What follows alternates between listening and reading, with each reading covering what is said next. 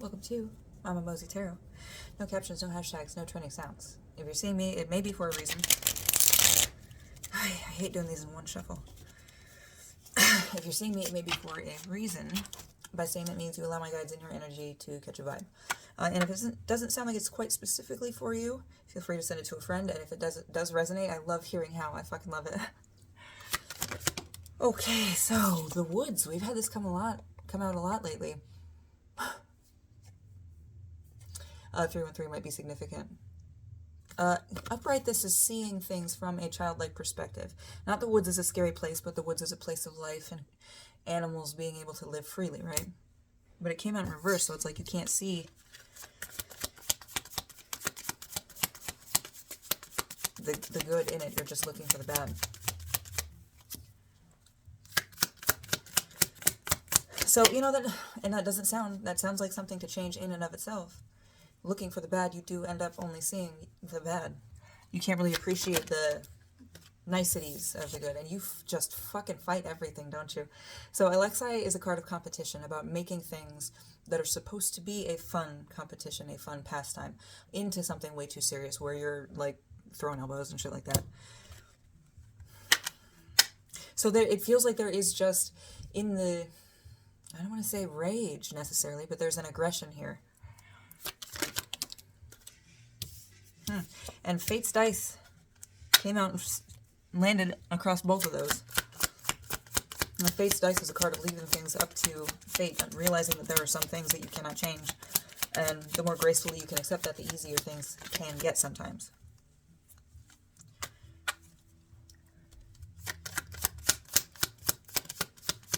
Like the best laid plans of mice and men. Ugh, torn. It's like you don't want to, though. You know that there are things that you cannot control, but you're like, fuck it, I'm gonna fucking control all of it. But more than that, it feels like you see things as black and white.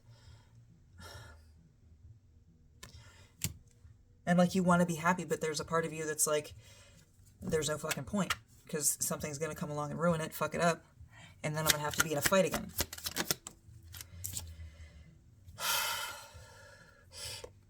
Triangle agency, upright. So, triangle agency is a card of what you hold off, kind of what you hold off about yourself, not really, not tying to yourself necessarily. There are lines and communications and frequencies even that have gotten crossed here and have, like, things that you cannot accept that you keep looking back on to try to change. But the aggression is not going to do anything about that.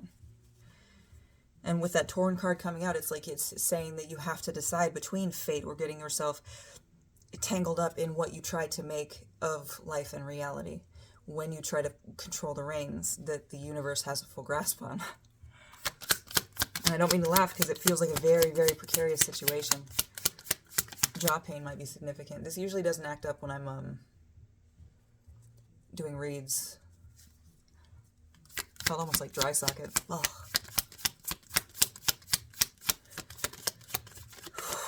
So you have to decide if you're going to give certain things up and focus on what you can control, or if you're going to try to control everything and lose yourself there. And strength came out, and it was upright when I was shuffling, and this is the back of the deck. You're strong enough to do what you want. You're strong enough to break the status quo, but you're strong enough to keep fighting until you die as well. So much that your heart gives out. Call of the Wild might be significant. Morkborg. A different perspective is called for here. So, and this kind of feels a little bit like meditation and grounding. Of course, I'm sure it always does with me. But more sitting and straight up like writing out, okay, well, what would I do if I could control this? Can I do any of that? Just writing it out for yourself, how much you can and cannot control, and really coming to grips with it.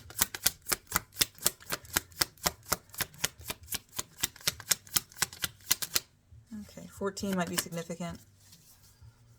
449 on the timer. I'm going to go one more time, and if nothing else, I'm going to check bottom of the deck energy.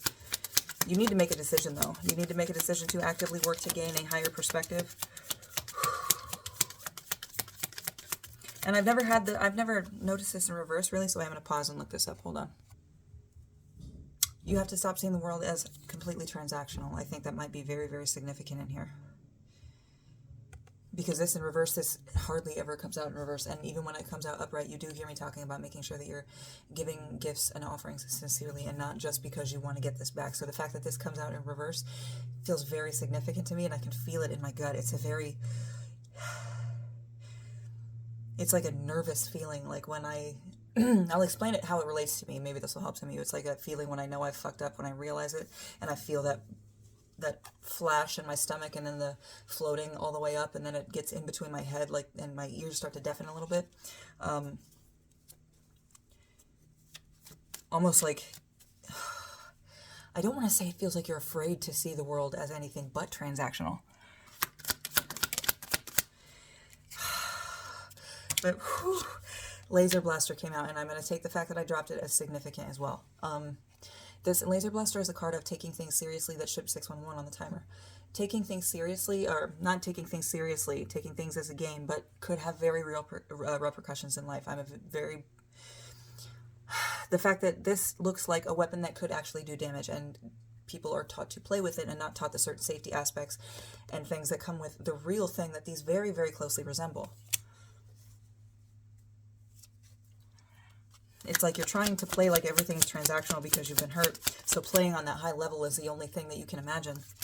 And you start to get actually nervous, like physically nervous. And I can feel it crawling up my back now, like a nervousness crawling up my spine now.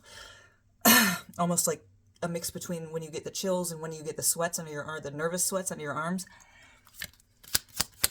It's like you thinking of anything being more than just transactional.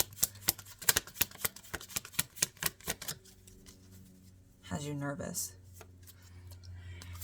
And it might be that you're hiding behind the strength of pretending, oh yeah, it's keeping you up at night though. Fuck, is it keeping you up? There are things that keep you awake at night, 4 a.m. where you're alone. Just, you have to realize that with this card specifically, that the things that do keep you up at night, the things that keep you cold, are not things that you need to necessarily worry about as if they are still happening. It's something that you need to let go. It is keeping you awake when you should be taking life a little bit more seriously, seeing that dawn coming, knowing that you're going to have to change. It's like you see change ahead of you and you know you're going to have to let this go, and you just refuse with that strength, because that strength card is still sticking out to me like you are fucking Iron Will. That movie, 747. That movie also might be significant to you. Such a good flick too. Boyka. Fucking asshole. God, I hated that guy.